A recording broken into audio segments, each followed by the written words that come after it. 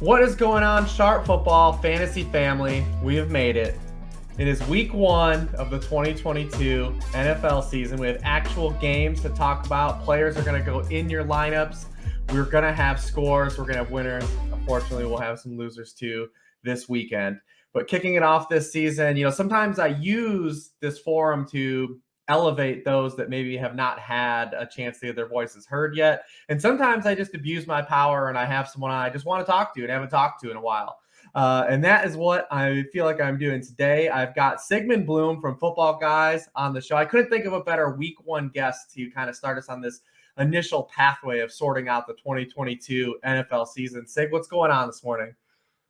Getting ready, absorbing everything. And when I think of Lord Reeves, I think of abuse of power always. So you try to be a better benevolent dictator for us. So let's start with the Rams. I mean, we wanted to get into the Stafford injury side because I think that's going to be kind of touch and go as it is. But let's start in the backfield here.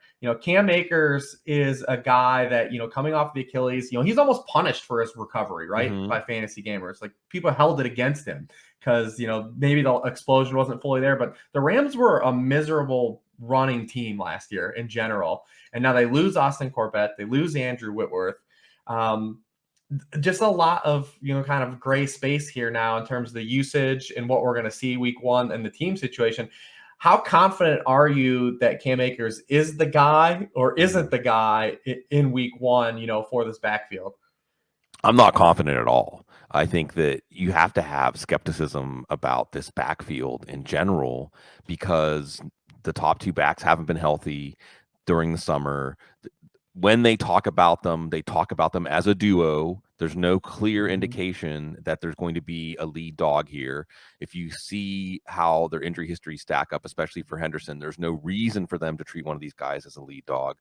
You mentioned that the Rams were miserable running the ball last year. I think when they had to turn to Tony Michel, they really had to, I don't want to say dumb down, that sounds terrible, but it was a more straightforward running game than the running game that can have so many different play action looks that can have things that keep a defense off balance.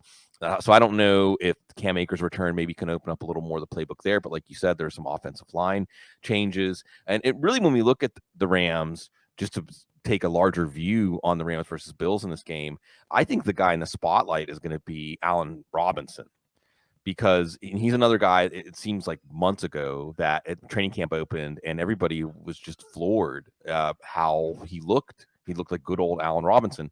And did the Bears offense have him do a kind of Randy Moss semi-retirement on the field? And that's what happened last year. Or has he lost some of his game? There's no indication he's lost some of his game. And Tre'Davious White is still on the PUP list. So he would have been the Allen Robinson stopper in this game, I think. So I think you may see more of the passing game. But then, like you said, the bigger question overarching this is we're going to watch Matthew Stafford. We're all going to be watching first game of the year. Is there more than a throw or two that he misses where there's no pressure, where there's nothing that or does he underthrow a ball, or maybe he doesn't set up those great run after catch opportunities for Cooper Kupp? We're going to be watching this because it's going to feel as good as it's going to feel all year this week. And so there's a lot more questions than answers right now with the Rams offense, but Allen Robinson may end up being the headline stealer because the best cornerback for the Bills won't be playing. Yeah, and you look at the Bills, and, if you go back to last year, I mean, they were the best pass defense wire to wire in the NFL, but, they really didn't face any good quarterbacks the entire season, right. Product of the AFC East and just schedule. And they've got just some moving parts here at cornerback, with Tre'Davious White being out. I mean, Dane Jackson still didn't really play like a lot last year. You've got two guys in Kaiir Elam and Christian Benford, rookies, that are probably going to be playing because the Rams are going to run so much 11 personnel and 3 wide receiver sets. Regardless, that those guys are going to get on the field. And talk to me a little bit about that Rams 11 personnel. Yeah. I mean, do you think it's going to be as heavy in week one?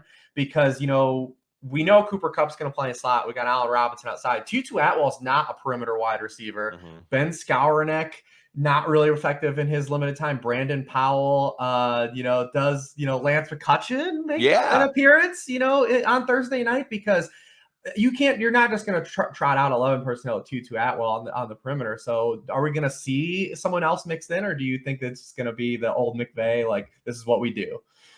Right. It's a good question because I think that we want to see flexibility here. You mentioned Tutu Atwell. I think he's a name to watch just simply because there were some indications that he was going to be able to contribute. He was a second round pick. He was their first pick of the draft in 2021.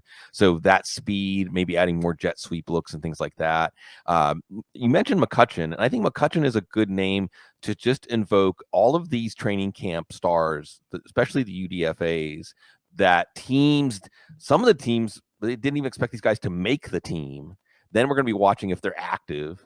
And if they're active, maybe this is where we get the reveal that they're actually in the team's plans. Because, like you said, there's that third receiver with Van Jefferson. He's not going to play Thursday. We'll see. It's been very vague about the nature of his surgery, a cleanup surgery.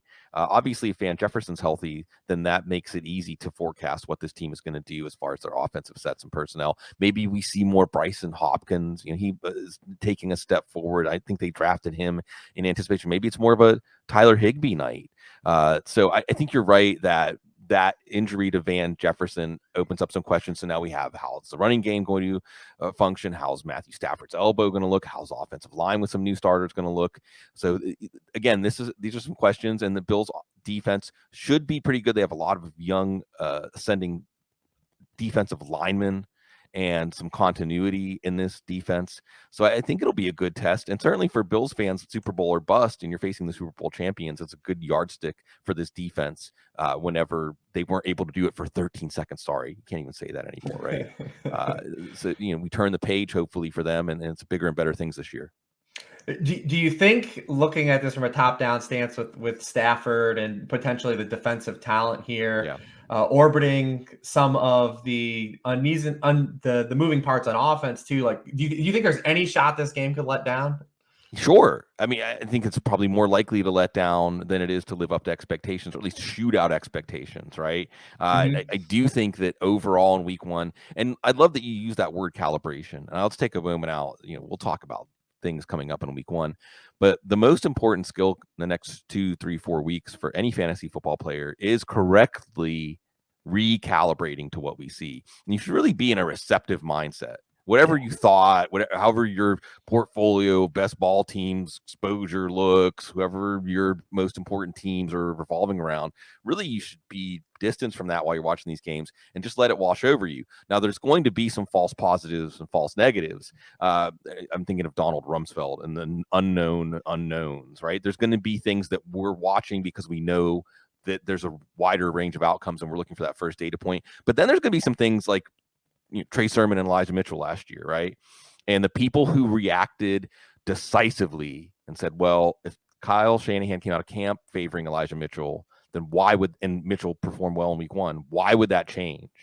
And those folks that spent 85% of their waiver wire bucks on Elijah Mitchell, they actually did the right thing, right? Yep. So this is the important, this is your homework, everybody, is let week one wash over you, understand the whys and the hows. So, if Allen Robinson has 8 catches for 200 yards and 2 touchdowns, and it's against a rookie, well, we might say, well, okay, look, he's not going to be this year's Cooper Kupp, but we have to be open to that. We have to start teasing those things apart. And like I said, this game has a lot of uncertainty, and you let in the question of, is going to be a letdown. I think in general in week one, we're going to probably favor the defenses over the offenses, especially as we start talking about some other games where teams have new offensive coordinators, new quarterbacks. I think that you have to allow for what you see in week one and week two might not be what you see in week 7, week 8, week 9. Yeah, absolutely. Especially too, because both these teams have such talent, so much talent on defense. Especially the Rams, what they can do in the secondary, even getting Troy Hill back. Like they've got a lot of guys back there. Bobby Wagner, yes, that can combat a lot of what the Bills do offensively. And we have the loss of Brian Daboll. We do not know how much of an imprint that's going to put on the aggressiveness of this offense that was kind of past Florida, pedal to the floor. And we've got now they add James Cook, because this team want to run the football, especially with Josh Allen, because there was an inflection point last year, and I think it happened during the Buccaneers game where the Bills just couldn't run the football, and they started incorporating Josh Allen on QB designed runs. And I just feel like in the nature of the NFL, they don't want him doing as much as that. But, we'll see if that rolls over, to the start of the season.